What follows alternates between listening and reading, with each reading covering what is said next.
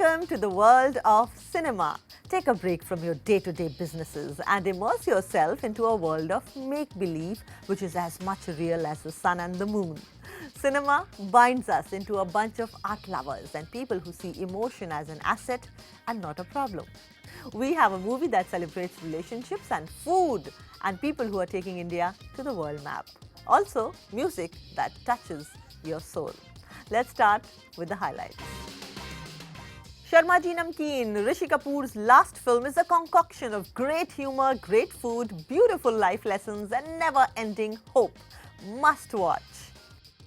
Kunal Khemu reveals how his first role in the 80s show Gul Gulshan Gulfam set him up for 30 years of acting career.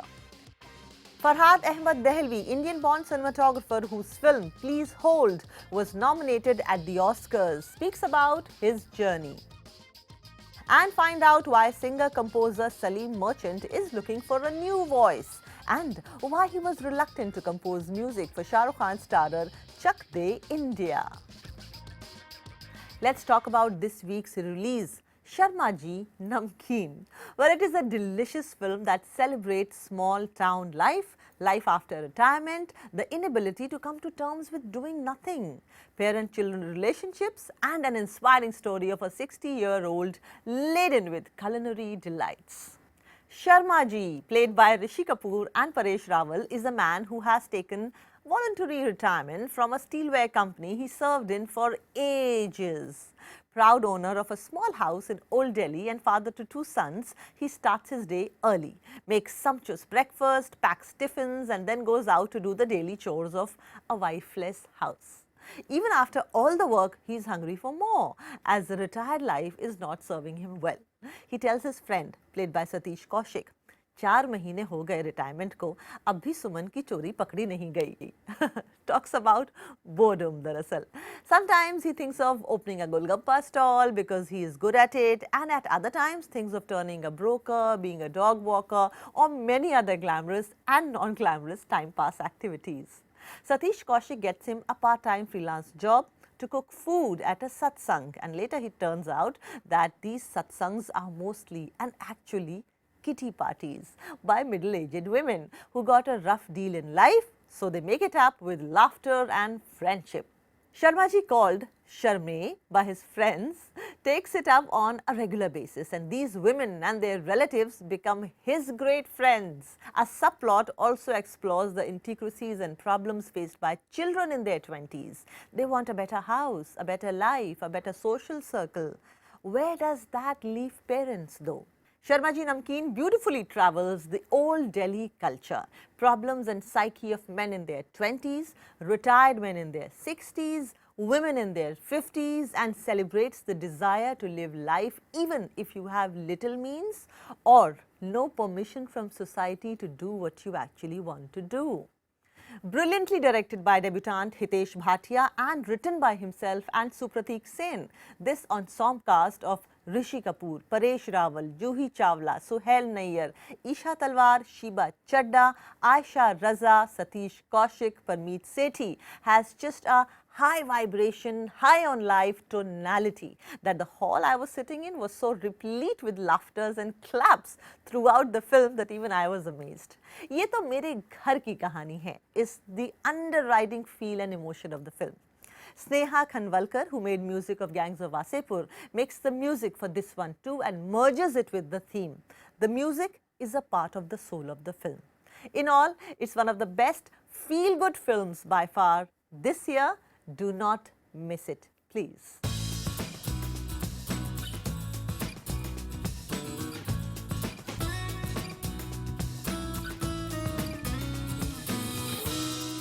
Kunal Khemu is that mature child actor from Zakham, Hum Hera Hi Pyar Ke and Raja Hindustani who demanded as many eyeballs as did the lead actor. Do you know that he acted in the popular show Gul Gulshan Gulfam, where his mother played the lead, Ziba? He is back with his hit Z5 series Abhay, where he will be seen reprising the role of Abhay Pratap Singh, a police officer who is managing issues of personal life while chasing hardened criminals. I remember watching Kunal in Gulshan Gulfam. That was way back in 1987 or 88 maybe. 86 actually. 86, my God, No, you're you're a right. veteran. 87, 88, 88. 87, 88. But you know, that's how seasoned actually. I wouldn't say old. He actually looks like he's in his I'm 20s. also old, I'm not young. Though he looks like in his 20s, but you are actually 30s, right? Yeah, I'm 38. But well maintained, Kunal. Congrats on that. Thank you. And I see a lot of your biking pics, and that's. Right. I think I'm also a motorbiker. Oh, you are? Yeah, Oh, lovely. yeah. So I know what kind of an effect it has on your mind Right, and in your right. on your mindset. Right. So tell me, that's how seasoned you are from 1987 to 2022. What are the beautiful lessons that you've learnt about film industry, keeping in mind the fact that your father was also an actor? Right. I don't know if I could call all of them beautiful, but they've been lessons nonetheless. Yeah. And I think it's a part of growing up, it's a part of maturing, and generally in life, not just the industry, I think in any profession that you are, you come to terms with a lot of realities that some of them which you may have anticipated or thought that you could prepare for, and something that catches you completely off guard. And there are things that make you feel happy, there are things that make you feel sad. Then and I think, but it's very important, in retrospect, I feel that everything that happened in my life had to happen exactly the way it did for me to be where I am right now. True. And I wouldn't change any of that, because that would affect from where I am right now. And I think I can't say 100% of right now is the best version of me that I have. Yeah. But a major part of that I'm very, very happy and excited about. And I didn't want to change that for a gamble of what could have been or could be. And I guess that's how it is for everybody. I am where I am because of who I am, and I'm comfortable. Yeah. And I'm excited about the prospects of what's coming. Of course. And I clearly remember, Kunal, watching your wonderful performances in your childhood. And I clearly remember Raja Hindustani and so many other films, especially Zakham. There's a very unique thing about you, Kunal. When you were young, your performances were way more mature for your age. Right. And now in this phase of life, you're you're doing more childlike fun, so fun things as assignments. How do you see your life when you look back? You started acting at the age of 10? I was 8 when I did Gulshan Gulfam. 8. No, actually I was 6 when I did Gulshan. I was 8 when I did Hamare Pyar Ke. Wow. So yeah, I've been acting since the age of 6. I'm 38 now. Because I think Gulshan Gulfam was just an outing, because my parents were doing it, and yes. I wasn't serious about it. And Your father was in Gulshan. my mother was also. She was Both your parents? Yeah, she was the main lead in Gulshan. She was the main lead in Gulshan Zeba, Gulfam. yeah. And Wow. and because it was being shot in Srinagar and I was living there, I just kind of was on set and I saw it. And my dad was also working with Shyam Benegal then, and he was casting for a lot of stuff. And he would often I would go to set and he was like, "Do you want to act?" And I was like, "No." Right until that happened, and then the same director who did Gulshan Gulfam, Mr. Vedrahi, when we came to Bombay, was doing another thing which he wanted. It was an episode for kids, and he was casting my mother. Wow. And he said, "But why doesn't he play the kid?" And they said that he doesn't want to, and he asked me. And I remember watching myself on television and feeling great about it. I said, "Why not?" But that was it, right? Wow. And I did that, but a year or two later, somebody from the casting team of Hamare Pyar Ke got in touch with my dad. And my dad said, "He's not acting, he just did that one off." Okay. And he said, "Why don't you ask him?" How nice. And he called me, and I remember I was in Delhi watching Dil, and he said, "Do you want to do this film? It's got Amir Khan and Juhi Chawla." I was like, "Hey, I'm watching him. Wow. Why not?" And that's how it started. But it was always a hobby then, right? Yeah. But that's what I'm saying. I'm very thankful that all of those things just happened by chance in my life, and the whole journey of a child actor was just like a thing. Yeah. It was never planned that I was being an actor. Yeah. But Zakham happening at the point that it happened in my life became the reason why I said that, oh, I really don't want to give up on this so soon. And if that hadn't happened, I would be one of those child actors who was an actor when he was a child, and then I would be working somewhere. While playing Abhay, have you taken tips from your father, who's an actor? He was also a teacher of acting. He used to teach acting. Wow. So as a kid, I think he never taught me, but he was always around to tell me what not to do. Because, there was this thing of kids would in the 80s and 90s films would talk in a different way. Right. It was like, it was like, you Say that again. Papa kya laye? So he just put it really nicely. He said, You're when I such come an home, actor. do you say that? I said, no. He said, then Don't sing song. Very Just nice. talk like you talk to me. And coming back to this film, it's directed by Ken Ghosh. Yes. Yeah, and I saw the trailer. You would have all seen the trailer. It's quite dark. It also changes genres. I mean, sometimes it's easy, sometimes it's a little. It goes into that gory zone. What do you have to say about the treatment, and what would people like in this show? You know, luckily with the show, what we've been able to do is we've been able to get a lot of feedback with every season. Yes. So what we've been able to do because of that is, which unfortunately sometimes you can't do in a film, like you get criticism, even though it may be constructive criticism, you can't put it to use in that project, right? Because it's already done.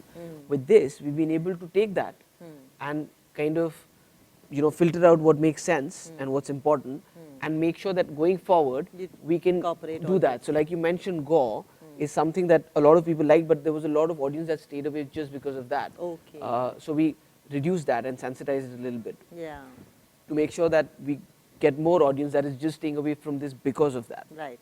Okay. And you know, there's something about the cop role that every cop, leading cop in a movie has to be called ACP something. So what is your designation in this? He's not ACP, he's SP.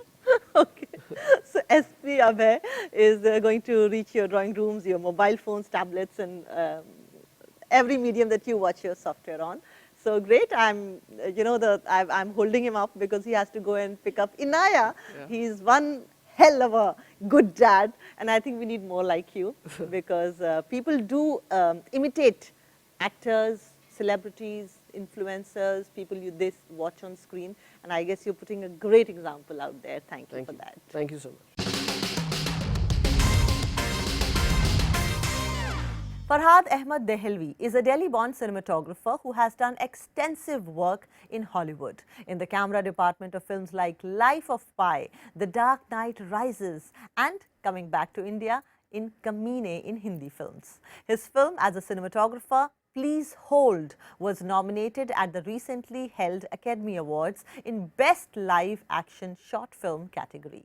He speaks to us from Los Angeles about the amazing diversity in his work and about Oscars. Farhad, your short film titled Please Hold, that was nominated in the Best Live Action Short Film category. You are, of course, is the cinematographer of this 19-minute sci-fi short film and also our Indian connection at the recently concluded Oscars. So first, congratulations. How's life changed post this Oscar now? Thank you so much, Vishal. Yeah, I appreciate it. There's been so much goodwill over the last couple of weeks since the nomination came out, and it really makes you sort of look back and recognize all the people that you've encountered on the journey so far. And so many people have reached out, and it makes me realize that it really takes a village to get someone up there. So you, of course, were present when Will Smith went up the stage and punched Chris Rock. What was everyone's reaction, especially those who were sitting around you inside the Kodak Theatre? Yeah, I mean, it was pretty bizarre because I think we all felt it was maybe part of the act. It was pretty soon after Chris had taken the stage and was sort of warming the audience up for this next section of the presentation. So for a few minutes, I think we were all just in disbelief until, the standoff and the swearing started between the two of them. Definitely shock. I mean, I'm not fully informed about. I've heard that they have some history prior to this. I'm not fully clued into that, but it definitely changed the tone in the room. It went from being very positive and celebratory and heartwarming to being a little bit of a bitter taste for the rest of the ceremony. What is the most common misconception that people have about camera work? Let me answer this in a slightly different way. I think if I do my job right, and the highest compliment you could tell me is that you don't feel the presence of the camera. You feel that you're connected directly to the story, directly to the emotions of the characters, and you're in the space. And so the layperson, when they're watching a movie, don't see the effort it goes into it. I think if you look at the behind the scenes of any movie, whether it's big or small, you'll see that immediately outside the edge of the frame, there'll be like a forest of lights and flags and equipment and tracks and all that kind of stuff. And to do that requires a tremendous amount of not just planning, but also input from very talented people. Sometimes like my camera department on Khufia, the Vishal Bhardwaj film that I'm working on is 30 plus people. I don't know if it's a misconception as much as I don't think that work is recognized enough, because our goal is to make it invisible and not to be showy or flashy or anything like that. You just mentioned Khufia. That's the film that you're shooting for Vishal Bhardwaj. You're also shooting Kutte. That's the film starring Arjun Kapoor and directed by Vishal Bhardwaj's son Asman. When and how you develop this bond and this working relationship with the Bhardwaj? I'd worked on Kamine as a camera assistant which was directed by Vishal Bhardwaj. And I think somebody showed him my recent work about a year and a half ago. And that made him reach out. And that really is where it all began. It was kind of like a cold call out of the blue. But I'm grateful to whoever showed him my work and brought us together again, because I've always admired his work, and I'm really thankful for the opportunity to work with him and being behind the camera. But my work as a DP has definitely informed the direction I want to take as a director as well going forward. Farhad, thank you so much and best of luck. Thank you so much, Vishal. Yeah, thank you for having me. Time for a short break on Now Showing. When we come back, we have composer Salim Merchant telling us unheard stories behind his iconic songs.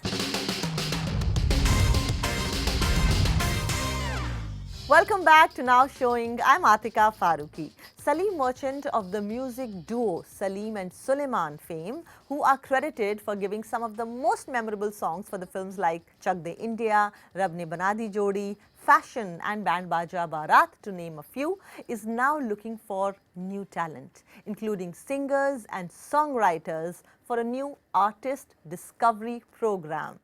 My colleague Vishal Chatkara caught up with Salim earlier this week and got him talking about using colloquial language in his songs and why he was reluctant to compose music for Chak De India. Salim, you have come on board as a judge for Spotted, which is an artist discovery program by Warner Music India and JioSaavn. It's very clear that the objective of this initiative is to give platform to the aspiring singers and musicians. So please tell us more about this, how it works, how people can participate in this program. So first of all, I'm really happy that I'm on the panel of Spotted. It's a very unique show because never there's been a show or or a competition or a contest that actually has spotted artists who are absolutely from all different walks of music. I mean, you may not be a singer, but if you're a composer, you're a writer, you have the chance to send your song. Once the songs get shortlisted, they'll be picked, and then their songs will be on JioSaavn exclusively. You composed the brilliant soundtrack for Chak De India. This year, it'll be 15 years to that cult sports movie. What is your most enduring memory of composing music for Chak De India? I heard you said you never wanted to do it. I didn't say I never wanted to do it. I was stuck while doing it. So we did about 5 or 6 versions of the title track Chak De India. My first version was very emotional and patriotic. Second version was very energetic. Third version was a mix of both. Fourth version was very abstract and it didn't really capture the spirit. By the 6th version, I was tired. I had come to a point where I wanted to give up doing the music because I was feeling like there's a roadblock ahead. But my brother pushed me hard, and together we did it. We found a melody, and we found some lyrics in Kuch Kariye, Nas Nas Meri Khole Kuch Kariye. कोई तो चल जिद फड़ी है डूबे तरिए या मरिए and I was like okay ये गाना भी कुछ बन रहा है आगे and करते करते we cracked a good song. So then please give us few lines from this track and the version which did not make the cut. Sir उठाना है पास आ जाइए ऐसा कुछ था. I can't remember the lyric and the melody, but it was something like that. And of course कुछ करिए नस नस मेरी खोले हाय कुछ करिए कोई तो चल जिद फड़िए डूबे तरिए या मरिए हाँ कोई तो चल जिद फड़िए डूबे तरिए या मरिए चक Oh, Chak De India. Yeah, this song is, when you have the word India in it, it just shines. One way you, of course, bringing new gems from across the country and giving them a chance, especially with your label Merchant Records. The latest one is the song from Osman Mir, and then you also record songs with YouTubers like Carrie Minati. What do you think about creators like YouTubers or social media influencers turning musicians? When I was making a song like Date Kar Le, I wanted a kind of a rap in between, and I called Raftar, my friend, and Raftar said, "Ke Salim, आपने Carrie Minati का नाम सुना है?" I said, "मैंने नहीं सुना है." He said, like, he is a YouTuber, but he also raps. Why don't you get him? Because it'll be great for your label. You've just started your label, and for you to get some traction. And also, he's a good rapper. और मेरा गाना बड़ा funny गाना था. My song was called Baby Mano Date Kar Le. He did this rap very sort of seriously, and he really kind of, put his hard work in it. And मेरा एक चीज है, Vishal, that I always liked the singers to feature in their own videos rather than getting influencers. हाँ, अगर singers ना कहते कि यार मैं नहीं कर सकता हूँ, then I'd get an actor or an influencer. But my first preference is whoever the singer is, big, small, whatever. I get the singer to sing the song. And that's the key for me. Salim, other thing we have noticed in your composition is that you use a lot of colloquial language or words in your song. Yeah. Like beat Emi, or Pa Baby Gurga Bi from the song Nasha, that's from the film Kal. Do you have a method behind using these words that only used in certain part of the country? Or do you have a diary where you note down new words for your songs? No, I have a memory of an elephant, Vishal. When I listen to words, वो दिमाग में लग जाते हैं. So I'd gone to Delhi and I had heard this word "heavy lut gaya" I had heard heavy. I heard the cab driver saying, "Kya tu heavy baat kar raha hai mere saath?" And then I heard someone saying heavy again. And I was very intrigued, कि ये word क्या है? What's the meaning of this word heavy? Similarly, I'd gone to Punjab, last couple of years, I keep going to Punjab, different places. And everyone uses Lak Lak Vadaiyan in many, many ways, So I had decided to make a wedding song. And I decided to get Afsana Khan and Saj, the actual couple, real life couple, both singers, to make a song with them, their pre-wedding song as Lak Lak Vadaiyan. When you desire something very badly, the universe conspires to give it to you. Let's desire for world peace, and we wish that each film made in India is brilliant, inspiring and entertaining. We say goodbye to you. You take care and thank you for watching.